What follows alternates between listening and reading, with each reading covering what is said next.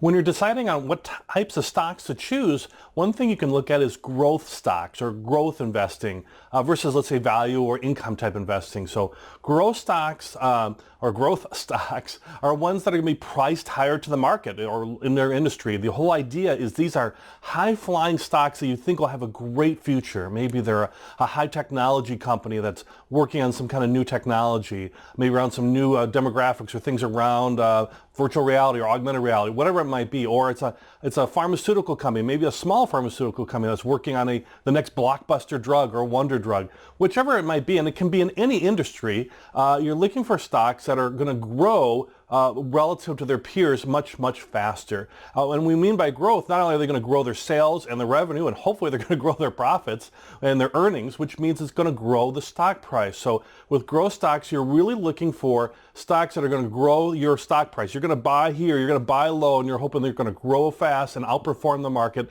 so later you can sell high and make a profit there. You know, these are stocks that don't necessarily pay like dividends or income or anything because they're trying to invest in that growth. So growth stocks are priced to be high to the market.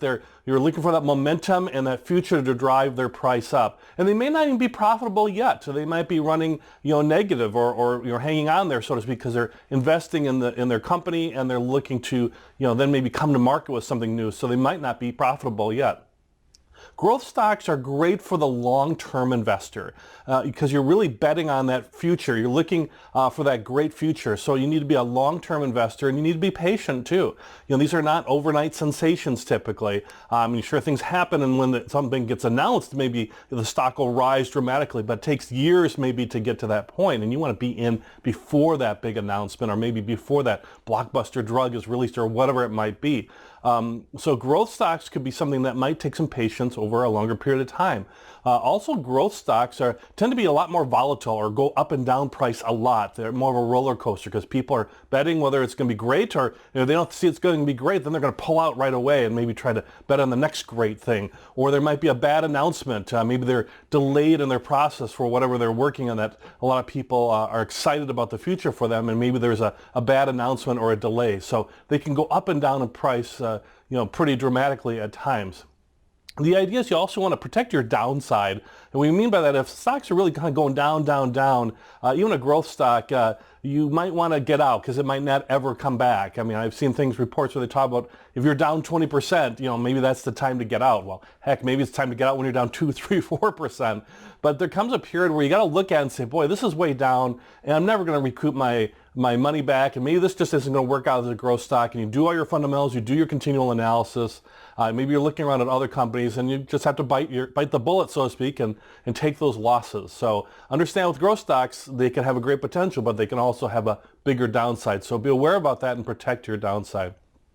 What you're looking at from a fundamental standpoint, or maybe like financial ratios and things, is that they have fast rising sales and earnings. The whole idea is that they're growing quickly. They're outperforming the market. So when you're comparing within an industry and compare to the market, but really compare within their industry, technology, health, energy, whatever it might be, see that they should be growing their sales and their earnings faster than their peers. And we get in the ratio area, we'll talk about that more. But growth stocks grow faster sales and earnings. Also look for growth stocks that have low debt. That doesn't mean they necessarily have no debt. Debt's okay because they're taking on debt to help fuel that growth. But if they take on too much debt and they're not growing their earnings, or maybe they haven't had earnings yet, or they're not growing their sales quick enough, they might have a hard time servicing that debt or basically paying off that debt. And that could hurt them and hurt their results and really maybe constrain their growth because they're too busy trying to pay off that debt. It didn't turn out the way they wanted to. But some debt's okay, just so it's not a high level of debt compared to the industry and their peers. And the lower the debt, the better in this case for growth stocks, looking to ride that sales and hopefully earnings ramp up and not always up and down, and certainly not down. So from a ratio standpoint, look for that. A couple tips around growth stock investing and some things to look for. One is think about the industry as a whole. If you're a growth stock, but you're in a bad industry or a poor performing industry, you might be great, but the industry is going to hold you back. You won't have that. Investors will look at that industry and maybe stay away from it just because they don't like the industry at all at that point of time. You could be a growth stock, let's say in the buggy making industry for making buggies for horses. And you could be like, wow, I'm the best at making buggies, and we got a brand new buggy coming out. It's going to be terrific. But you know what? Nobody's really excited about the buggy making industry versus, let's say, maybe an alternative fuel car, whether it's electric, but even getting things like hydrogen cars or solar cars or self-driving cars. Those are the high-tech industries for those that people are excited about and want to invest in that. So if you're a growth company in that industry and things look great for you, you're going to get a lot more investors, and that'll drive your stock up. So look for growing industries as a whole. So that's one thing you can look at as you're evaluating growth stocks. So think about the growing industry. Think about also trends that are out there. Some of that qualitative data. What's going on in the market? What's going on in the world? What are you seeing? What are you just kind of observing in the world around you? Or maybe you're seeing some facts and figures coming from think tanks or government sources or education research or whatever, showing here's some big trends that are happening in the world, some big mega trends that are happening in the world. So for example, you have a lot of folks in the baby boomer generation, right? The older generation that are retiring now. So that's a growth area for people who might manage money for people who are retiring, and how to get more income and manage money for that might be a growing area. Or it might be a growth area for pharmaceuticals or medical technology firms. A trend is there's a lot of older folks, a lot of boomers out there, and they're living longer, which is another big mega trend, which is terrific for all of us that we're all living longer. But it's terrific if you're making things to help ease that life or help maybe people to live longer. Those could be great growth stocks in the areas of like healthcare or biotechnology, whatever it might be. So those are some trends that we're seeing now. And as well as on the other spectrum, where there's a large amount of millennials out there now. What does that mean for how do they act, and how are they different than maybe the boomer generation? And you can go beyond just trends of people and demographics. Look at other trends, from technology to what might be happening in the world around trends, from eating trends to everything that's out there.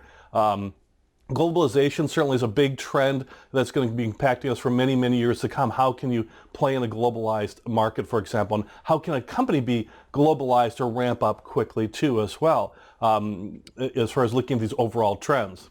Another is to think about if that growth stock has a strong brand, which would be kind of a barrier to entry. If they're the first mover, let's say in the industry, or at least in a segment of the industry, and they've got it kind of nailed, and they're doing great, and they're growing fast, that first mover advantage can be very, very strong. It's a barrier to entry for others to come in. And there will be competitors, and others will come in, as just they might be more reluctant to go take on somebody who's really dominating an area and really growing. I mean, think about how much energy does it take, how much resources does it take to compete against like Google in search, or Facebook with social media. I mean, these are big moving companies who are growing, they're growth companies, and it's hard to compete against them. Doesn't mean you can't find your niche and maybe take little pieces away from them. Just saying if you're going to compete head to head, that would be a barrier to entry versus something that it's easy to maybe get involved with, maybe a local restaurant or something of that nature. Another thing for growth stocks, and that maybe have been growing for some time, is look at what the insiders are doing. What are the management team, the CEOs and the executive team, what are they buying? And we have a section on insider trading which talks about how to look at, and how to see where people are buying and selling at the top level. But you can go waste online, Yahoo Finance, or go into the annual report, or go onto their site, and you'll see publications or things that shows whether they're buying or selling stock. So if they're buying lots of stock, that's another good trend for a growth stock. If they're all piling out and cashing in, but maybe they're piling out because things are going to maybe look bad in the next couple upcoming months, that's something just to be aware of. Doesn't mean if they're cashing in, maybe they're just trying to take that money out for themselves personally.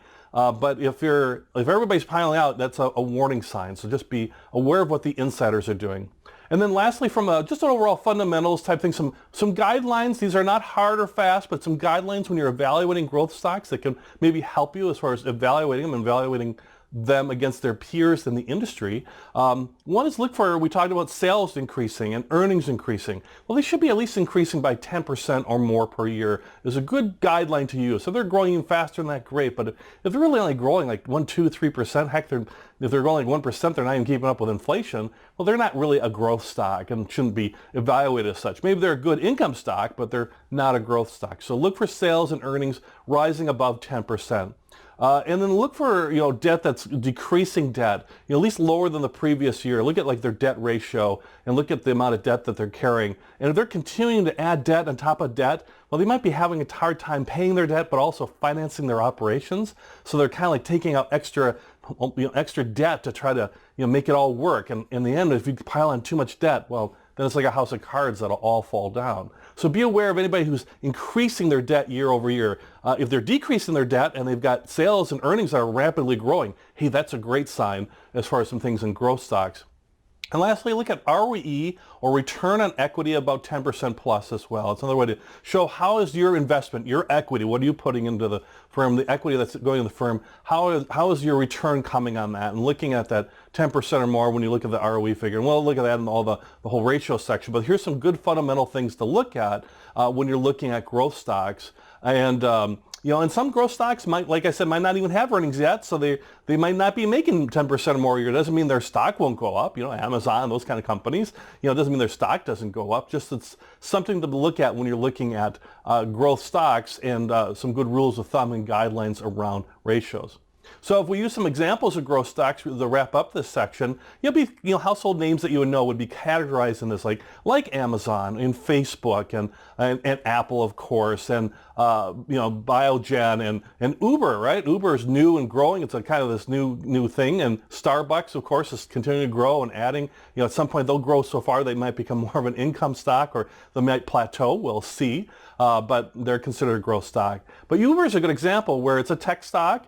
Really, it's a tech stock that does ride services, cab services. Really, a new way to kind of look at that. It's it's new. It's in its infant stages still, and it's really kind of growing. And it's got a lot of markets it can still get into and grow. Doesn't mean it doesn't have issues like regulatory issues and all those things. And some countries adopt, some don't. Unions in some countries are opposing it for the taxi unions versus Uber and how Uber works. So those are things to take into consideration when you look at. But they would be like a growth stock like these other ones as well.